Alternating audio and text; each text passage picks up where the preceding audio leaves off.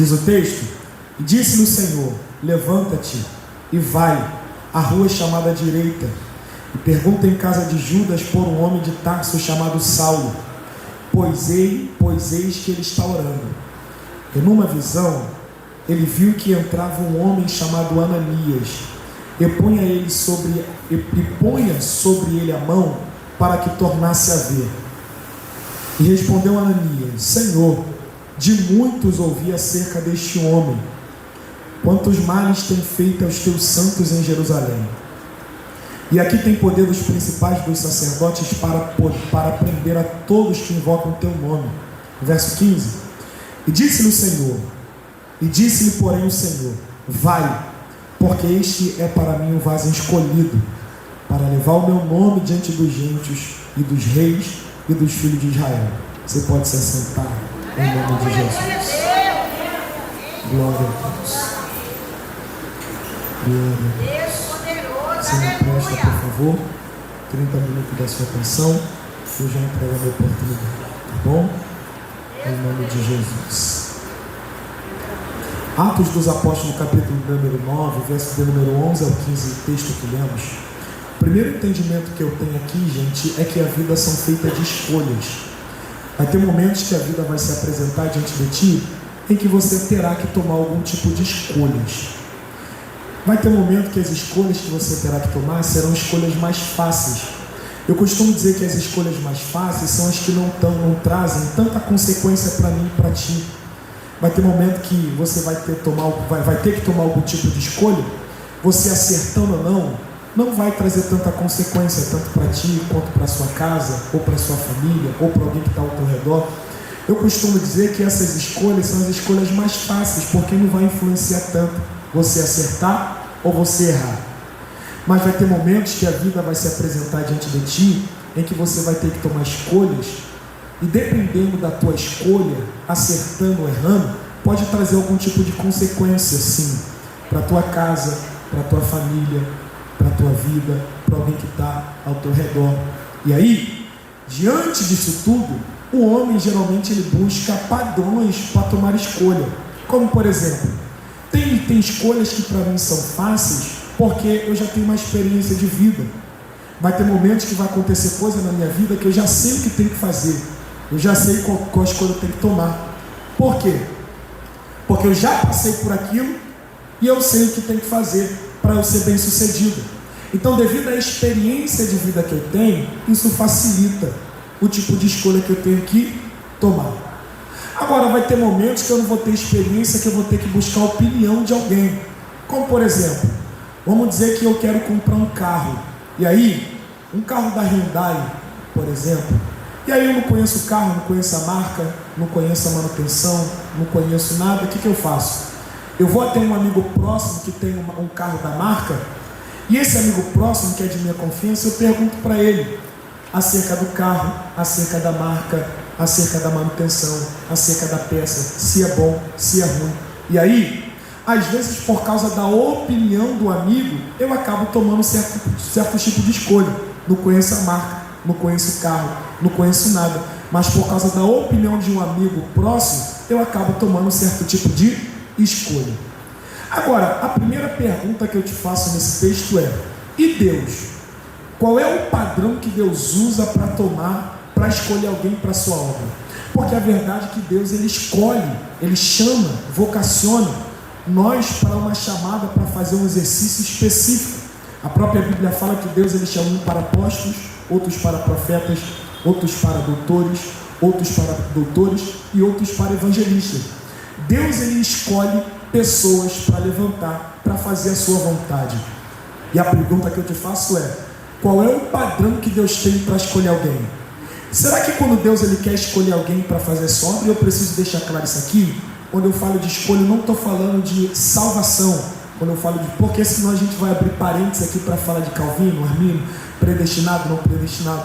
A escolha que eu quero tratar aqui é a vocacional. Um Deus que escolhe pessoas e levanta para fazer a sua vontade. E aí, qual é o padrão que Deus tem para escolher alguém para fazer a sua vontade?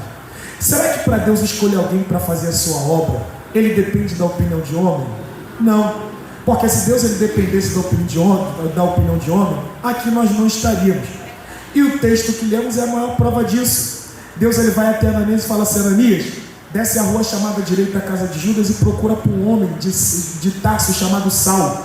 Enquanto é para Ananias descer, tudo bem, tudo certo. Depois que Deus fala o nome, olha a fala de Ananias: ué, mas esse aí, porque há muito ouvi acerca desse, e quantos males ele tem feito? Já pensou se Deus ele dependesse da opinião de homem para escolher alguém para fazer a sua vontade?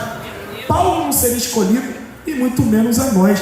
Porque, gente, o homem sempre vai ter um porém para falar da nossa vida. É maneiro, porém, é humilde, porém, é legal, porém. Nem Jesus, sendo perfeito, agradou todo mundo, quanto mais a nós que somos falhos.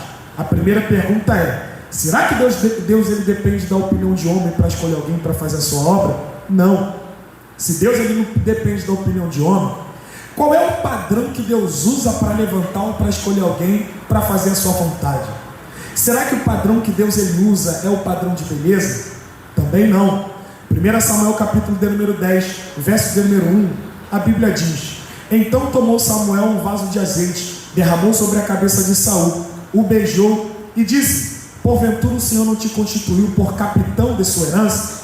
Aí Samuel olha para Saul e fala assim: para te provar que é Deus que fala na minha boca, Deus te dará 3 sinais. O primeiro sinal é esse aqui: apartando-se hoje de mim, acharás 2 homens junto ao sepulcro de Raquel, em Zelza, nos termos de Benjamim, os quais te dirão: acharam a jumenta que procurais, e eis que teu pai deixou o negócio da jumenta para lá, e anda preocupado acerca de vós, dizendo: que farei eu por meu filho? Esse é o primeiro sinal.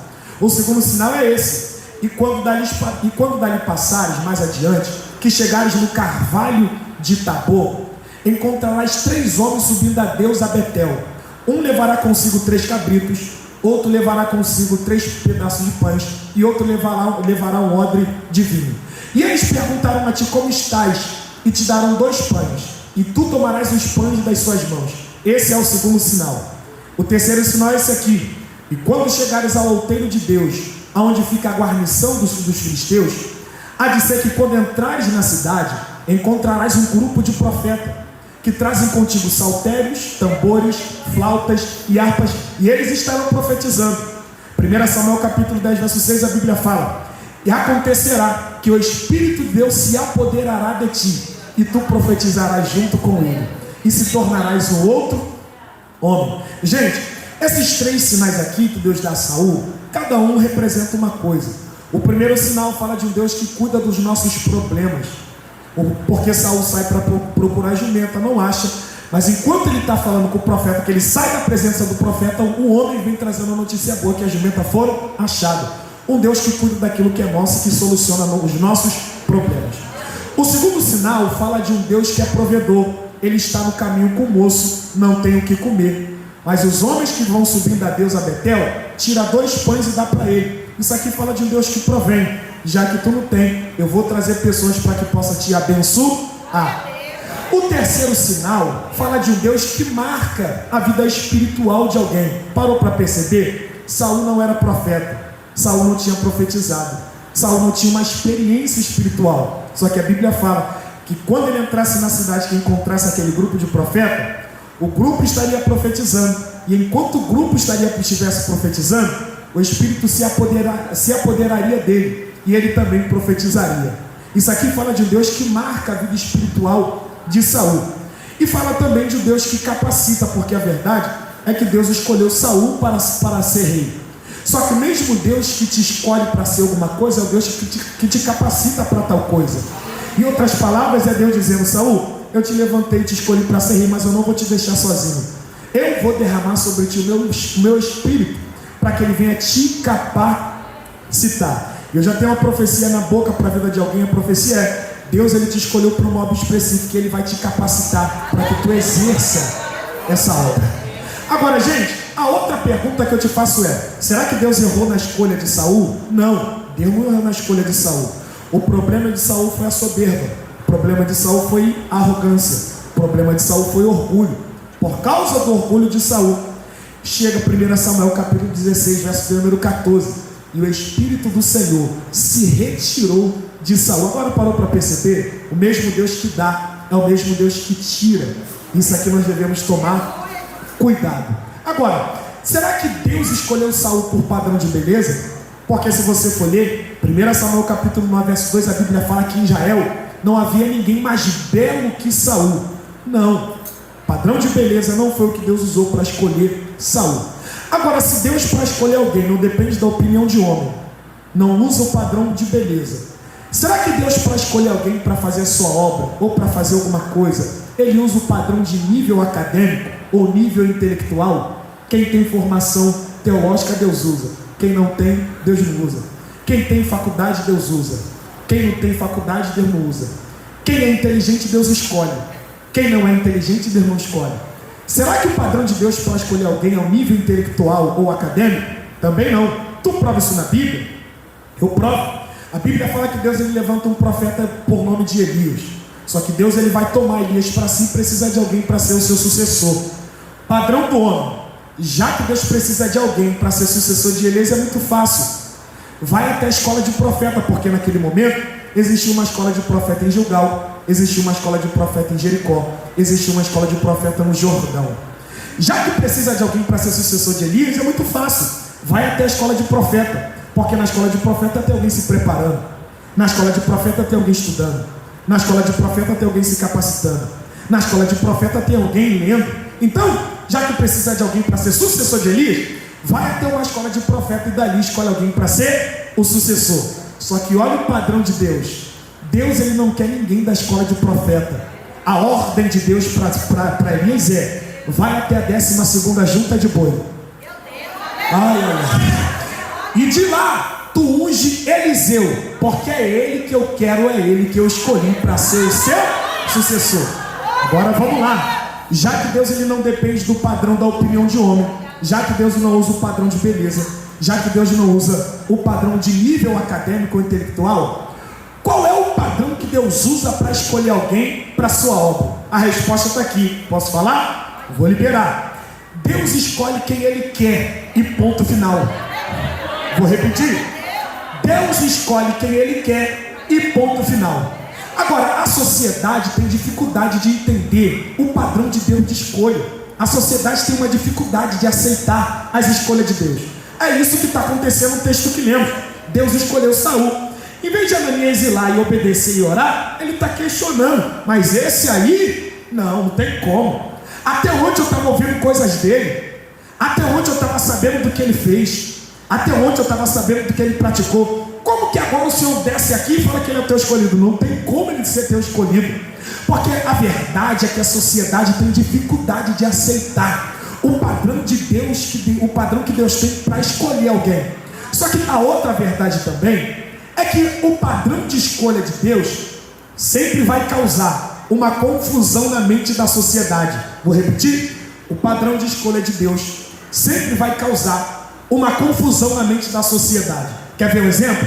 Deus escolheu Moisés. Êxodo capítulo 4, verso 10. A Bíblia fala: e disse Moisés ao Senhor: ah, meu Senhor, porque não sou eloquente, nem de ontem, nem de anteontem, nem desde quando tenho falado com teu servo, porque sou um homem pesado de boca, e sou um homem pesado de línguas.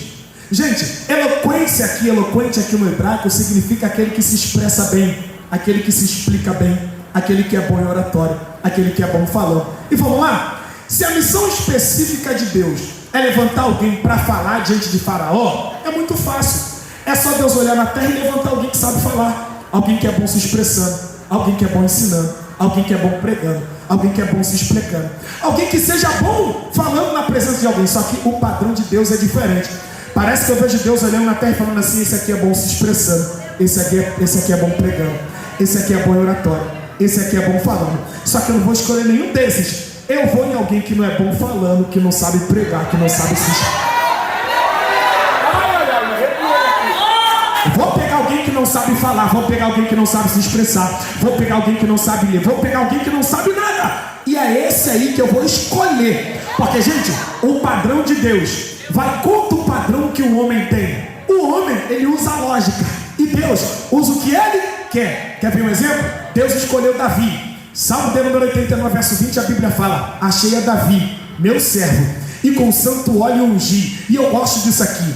1 Samuel capítulo de número 16, verso de número 1, a Bíblia fala: então disse o Senhor a Samuel: até quando terás dó de Saul, havendo eu rejeitado para que não reine diante do povo de Israel?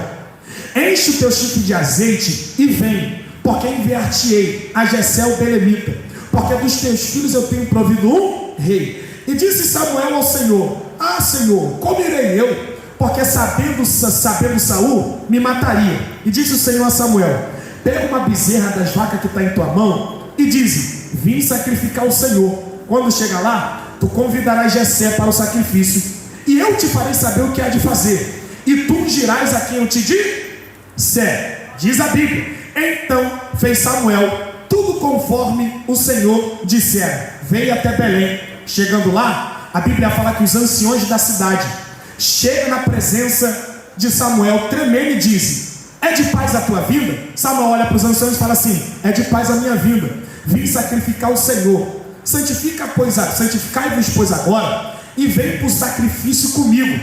E a Bíblia fala que Samuel santificou a Jessé e os seus filhos. 1 Samuel capítulo 16, verso 5. Agora vou para o verso 6. Vamos lá. 1 Samuel capítulo 16, verso 6, a Bíblia fala: e sucedeu que entrando eles, viu Samuel a Eliabe, e disse: certamente está perante o Senhor o seu ungido. Verso 7. E disse o Senhor a Samuel: não olhe para a aparência, nem para a sua estatura, porque eu já tenho rejeitado. Porque o Senhor não olha como o homem olha. O homem olha para aquilo que está diante dos seus olhos, mas o Senhor olha para aquilo que está diante do seu coração. Aí diz a Bíblia no verso 8: então mandou chamar Jessé a Abinadab. E Samuel disse: nem a esse o Senhor tem escolhido. Então fez Jessé passar a Samar. E Samuel disse: tampouco a esse o Senhor tem escolhido. Aí a Bíblia fala: assim fez Jessé passar os seus 7 filhos diante de Samuel. E disse Samuel a Jessé: o Senhor não tem escolhido a esses. Primeira coisa que nós devemos entender nesse texto: a Bíblia não fala claramente que Samuel fala o verdadeiro motivo da ida dele para Jessé. A Bíblia não fala. Mas se você ler o texto, 1 Samuel capítulo 16, na interpretação do texto, tu entende que é isso que acontece. Deus, ele manda o profeta ir até ali. E aí, a estratégia que Deus manda o profeta falar é: se alguém te perguntar, fala que foi sacrificar. Mas na interpretação do texto, o entendimento que eu tenho é que Samuel chegou assim, Jessé, e falou assim: ó, eu falei que vim sacrificar, mas a verdade é que eu vim aqui ungir um dos seus filhos a rei. Primeira verdade, está aqui a interpretação do texto. Tu prova isso na Bíblia? Eu provo, está aqui. Vamos lá? Verso 9, verso 10, a Bíblia fala: então Samuel disse a Jessé: o Senhor não tem escolhido a esses. Esse versículo é uma prova que Jessé sabia o verdadeiro motivo de Samuel ali naquele lugar. Primeira verdade, Jessé sabe o verdadeiro motivo do profeta ali naquele lugar. Segunda verdade, quem é que conduz os filhos de Jessé diante de Samuel? É Jessé. Diz a Bíblia: então fez Jessé passar Eliabe, então fez Jessé passar Abinadab, então fez Jessé passar Samar. Assim fez Jessé passar os seus 7 filhos. Primeira coisa, Jessé sabe o verdadeiro motivo da ida de Samuel ali. Segunda coisa, Jessé que está organizando, que está coordenando a ida dos filhos diante de Samuel. Terceira coisa, vamos lá. A Bíblia fala que Jessé tem 8 filhos. Gente, eu preciso que você entenda isso aqui. A Bíblia fala que Jessé tem 8 filhos. A Bíblia diz que Jessé manda passar 7 diante de Samuel. Qual é a matemática lógica? Se eu tenho 8 filhos e já passou 7 diante de Samuel e Deus não escolheu nenhum, automaticamente eu já sei que o escolhido é aquele que está falando. Então eu, como pai, se eu estou ali mandando os 7 diante do profeta e Deus não escolheu nenhum, eu, como pai, automaticamente já sei que é o que está faltando. Agora, se eu sei que o escolhido é o que está faltando, e por que em nenhum momento Jessé manda chamar Davi? Eu não entendo. Eu já sei que passou os 7, Deus não escolheu nenhum. Aí, pensamento como pai: se já está os 7 aqui não foi escolhido, então adianta lá e manda chamar Davi, porque o escolhido só pode ser ele. Só que em nenhum momento eu vejo Jessé mandar chamar Davi. A pergunta é: por que em nenhum momento Jessé manda chamar Davi? A resposta está aqui. 1 Samuel capítulo 16, verso de número 10. A Bíblia diz que Samuel olha para Jessé e fala: acabaram-se os moços da sua casa?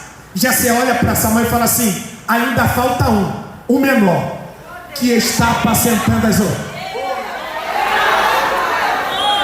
Ai. A Bíblia fala que a boca fala do que está cheio o coração. Qual é o entendimento que eu tenho aqui? O entendimento que eu tenho aqui é que Jessé tem um padrão. Ele tem um padrão de homem. Ele tem um padrão, ele está dizendo assim, ó. Se for para ser consagrado a rei, só pode ser os 7 que estão aqui. Porque se não fosse para ser rei, só esse aqui. Davi não tem como ser consagrado a rei. Primeiro, porque ele é o menor. Segundo, porque ele anda apacentando as ovelhas. Só que a Bíblia diz que quando Jessé fala que falta o menor, que está apacentando a ovelha, a ordem de Samuel é: então manda chamar. Aí eu vou começar a pregar, porque tu parou para perceber? Aquele que está tendo mais dificuldade de aceitar, aquele que está tendo mais dificuldade de acreditar, aquele que está tendo mais dificuldade de entender que o menor que vai ser escolhido para ser rei é o que Deus manda chamar. E eu vou liberar a primeira profecia está aqui. Tem gente que olha para você, não acredita no que Deus tem para você, não acredita no que Deus te escolheu, não acredita no que Deus vai fazer na tua casa, e por isso ele se desfaz de você, desmerece, não manda chamar. Só que é ele que vai ter que mandar te chamar. Tem uma ordem no mundo espiritual aqui, e a ordem no mundo espiritual é aqui: manda chamar. Eu não sei quem crê, mas eu vou liberar. Ano de 2026, Jesus vai destravar muita coisa acerca do teu nome. Alguém vai lembrar de você no trabalho, alguém vai lembrar de você em casa, alguém vai lembrar de você no bairro, o teu telefone vai tocar, a mensagem lá atrás pegou, a mensagem no WhatsApp vai chegar. Tem uma ordem no mundo espiritual, e a ordem é: manda chamar, manda chamar, manda chamar, manda chamar, manda chamar, manda...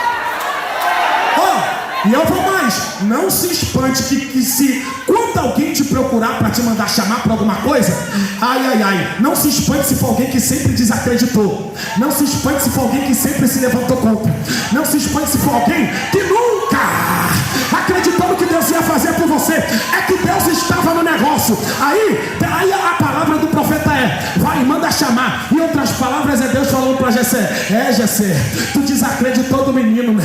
Tu tá com dificuldade para entender que ele é o escolhido a rei, né? Mas não tem problema não. Tu acreditando ou não chama? Tu aceitando ou não chama? Tu querendo ou não chama? Vai ter gente que vai morder o ai, vai se morder, mas vai ter que chamar. Porque quem tem mais autoridade é Jessé ou Deus? Quem manda mais? Jessé ou Deus? Quem tem mais? Jessé ou Deus? Jessé não queria chamar, mas porque o Senhor está mandando. Glória a Deus. Vem cá, vem cá, vem cá, vem cá, vem cá, vem cá, vem cá. Oh meu Deus, e outra coisa, eu preciso liberar isso aqui. Fica tranquilo, porque o que é teu te acha. Fica tranquilo, porque o que é teu te acha.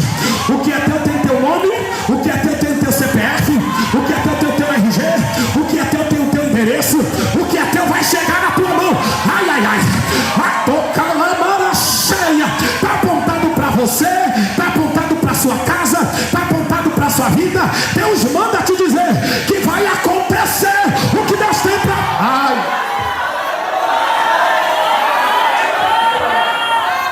Agora vamos lá. Se eu fosse dar nome para esse culto, o nome que eu daria para esse culto é o culto do não. Vou repetir. Se eu fosse dar nome para esse culto, o nome que eu daria para esse culto é o culto do não. Porque tu parou para perceber? Os 7 filhos entram diante do profeta Samuel. Samuel vai ali naquele lugar, ele está com o chifre cheio de azeite. Os 7 filhos entram, o chifre continua fechado.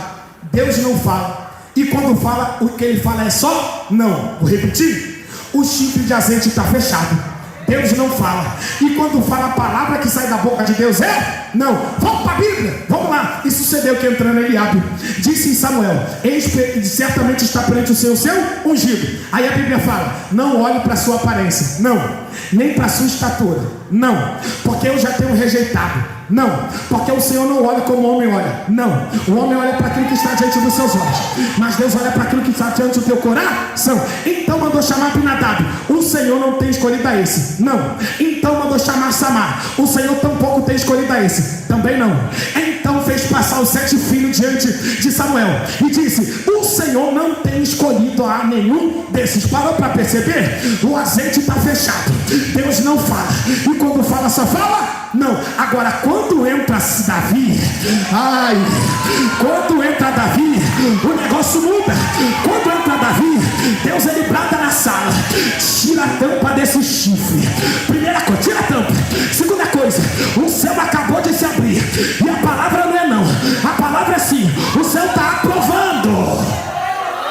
E eu preciso dizer isso aqui. Vai passar Eliabe, vai passar Abinadab, vai passar Samar, vai passar Natanael, vai passar Radai, vai passar Ozei, vai passar todo mundo e nada vai acontecer. O diabo continua fazendo gracinha. E eu preciso pregar isso aqui. A Bíblia diz que enquanto o Golias está afrontando o povo de Israel, diz a Bíblia que todo o exército, todo Israel e Saul, ouvindo aquilo, todos ficaram tremendo. E dentro do exército está Eliabe, Abinadab e Samar. Samar no hebraico significa aquele que quer fama, aquele que é famoso, glória. Samar que representa aquele que gosta de Instagram, gosta de like, gosta de curtida, gosta de seguidor, gosta de tudo isso. Mas quando ele ouve Golias afrontar, ele fica todo se tremendo. Quando o negócio espreita, ele tem medo. Quando o negócio dá ruim, ele vai pro quarto se esconder. Agora Davi não tem jeito de profeta. Davi não tem cara de profeta. Davi não tem roupa de profeta. Davi não tem nada de profeta. Só que quando ele pisa no ambiente, um pegou, dois pegou, lá atrás pegou, aqui também pegou. Quando ele pisa no ambiente, o diabo tem que bater em retirada. Deus vai levantar alguns Davi aqui, gente que não pode ter cara de profeta, pode não ter jeito de profeta, mas tem autoridade de Deus sobre a tua vida. Eu vou melhorar a profecia. Ano de 2026 é o ano da oportunidade. Só que essa oportunidade não é para Abinadab, para Eliabe e para Samar. Essa oportunidade é para quem tem vida, é para quem tem aliança. Deus manda dizer: quem tem aliança entra, quem tem vida entra, quem tem comunhão entra. É para você. Olha para o irmão que está ao teu lado e fala para ele: chegou a tua hora, vai, chegou o teu momento. É você que Deus vai levantar, é você que Deus vai usar, é você que Deus vai fazer, é através de você que Deus vai trabalhar. Cadê os Davi de Deus aqui nessa noite? Eu vou deixar tu adorar. Aqui na minha direita tem Davi, tem Davi, tem Davi, tem Davi. Golias só afronta enquanto Davi não chega, porque depois que Davi chega, o Golias tem que bater em retirada. O diabo só faz graça aonde ele não vê autoridade. Vou pregar os 7 filhos de Seva. Eles olham para o demônio e falam assim: em nome do Deus de Paulo, eu te repreendo. O demônio olha para aquele menino e fala assim: Jesus eu conheço, a Paulo eu sei quem é. E vós, quem sois? Eu olho para vocês, não vejo divisa. Eu olho para vocês, não vejo aliança. Eu olho para vocês, não vejo autoridade. Diz a Bíblia que ele sai todo rasgado dali, porque isso fala de uma geração que não tem comunhão, não tem aliança. Aí, aonde não tem aliança, o diabo faz vez. Só que Deus vai levantar uma geração aqui na Assembleia de Deus Praça Seca. Pode não ter prata, pode não ter ouro, mas ainda tem vida, vida, vida. Em nome de Jesus de Nazaré, levanta, levanta, levanta, levanta, levanta, levanta, levanta. Cadê os Davi de Deus aqui? Eu vou deixar tu adorar. Deixa eu ver aqui na direita. Ludi derrecalúzia, Zadicomo Nuncidere, Verigicolude Hererguvácia. Aqui na minha esquerda, deixa eu ver. Deus vai levantar Davi aqui nessa mocidade. Jovens compromissados com oração, jovens compromissados com vida com Deus, jovens compromissados com a palavra, jovens compromissados com a presença, jovens compromissados com o reino. Deixa eu ver. Só os Davi de Deus. Eu vou deixar tu adorar.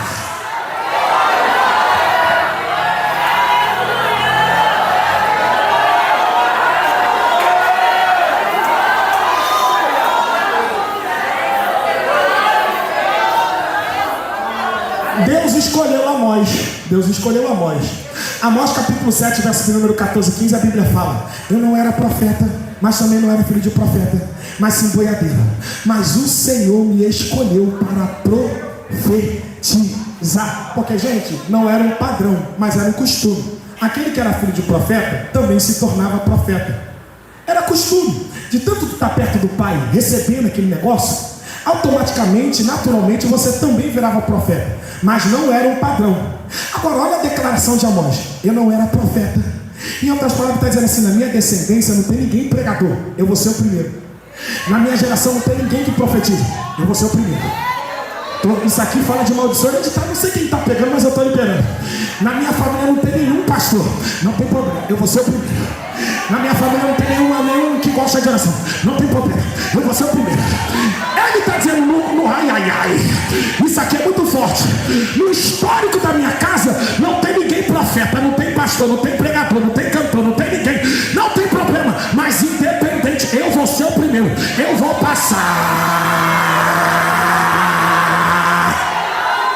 Independente da tua descendência, eu te escolhi para profetizar. Agora, vou entregar. Deus escolhe quem Ele quer. Tu prova na Bíblia que Deus escolhe quem Ele quer? Eu provo. Eu prego e encerro a minha oportunidade. Romanos capítulo de número 9, verso de número 11, olha aqui que a Bíblia fala. Porque não tendo eles ainda nascido, nem tendo praticado bem o mal, para que o propósito de Deus segundo a eleição ficasse firme, não por causa de obras praticadas por nós, mas por causa daquele que nos escolheu, foi-lhe dito a ela: amei a Jacó, aborreci a Esaú. Que diremos, pois? Que é injustiça da parte de Deus? De maneira nenhuma. Porque escrito está em Moisés: me compadecerei de quem eu me compadecer, e terei misericórdia de quem eu tenho misericórdia. De sorte que não depende nem daquele que quer, nem daquele que corre, mas sim de Deus que se compadece. Eu vou voltar para o 11 porque eu gosto disso. Romanos capítulo 9, verso 11, a Bíblia fala: porque não tendo eles ainda nascido, nem tendo praticado bem o mal, existe Jacó e Esaú. Diz a Bíblia que Deus escolheu Jacó. A pergunta é: por que Deus escolheu Jacó? Eu não sei te dizer, mas porque ele foi bom, não é? Porque a Bíblia fala que não tendo eles ainda nascido, nem tendo praticado bem o porque Deus ele não depende de nós sermos bons para nos escolher. Até porque se Deus ele dependesse de nós sermos bons para nos escolher, aqui também nós não estaríamos. Eclesiastes capítulo 7, verso 20, a Bíblia fala que na terra não há homem justo que seja bom, que faça o bem e que não peque. Paulo, falando da natureza adâmica, ele diz, Romanos capítulo 3, verso 23, a Bíblia fala: porque todos pecaram e destituídos estão da glória de Deus. Eu gosto quando ele fala da natureza adâmica com mais propriedade. Em Romanos capítulo 7, verso número 18, ele diz: porque eu sei que em mim, isso é, na minha carne, não habita bem algum. O querer, com efeito o querer está em mim, mas eu não consigo realizar o bem. Aí no 19 ele fala: porque o bem que eu quero eu não faço, e o mal que eu não quero esse eu faço. E se faço o que eu quero, já não faço mais. E se faço o que eu não quero, já não faço mais eu, mas o pecado que habita em mim. Acho então essa lei em mim, que quando quero fazer o bem, o mal está comigo. Porque segundo o homem interior, tenho prazer na lei de Deus, mas miserável o homem que o Senhor está dizendo. O homem interior eu gosto e eu quero fazer o bem, mas até quando eu quero fazer o bem, o mal está comigo. Deus não nos escolheu porque nós somos bons. Até porque, gente, se Deus nos escolhesse porque nós somos bons, a eleição de Deus na nossa vida não seria por graça, mas seria por meritocracia. Aquele que é bom, Deus escolhe. Aquele que não é bom, Deus não escolhe. Aquele que merece, Deus escolhe. Aquele que não merece, Deus não escolhe. Aquele que presta, Deus escolhe. Aquele que não presta, Deus não escolhe. Deus não nos escolheu porque nós somos bons. Deus nos escolheu porque Ele quis. E pronto, e acabou. Eu estou sentindo Ele aqui. É por isso que João capítulo 15, verso 16, a Bíblia fala: não foste vós que me escolheste a mim, mas eu que escolhi a vós.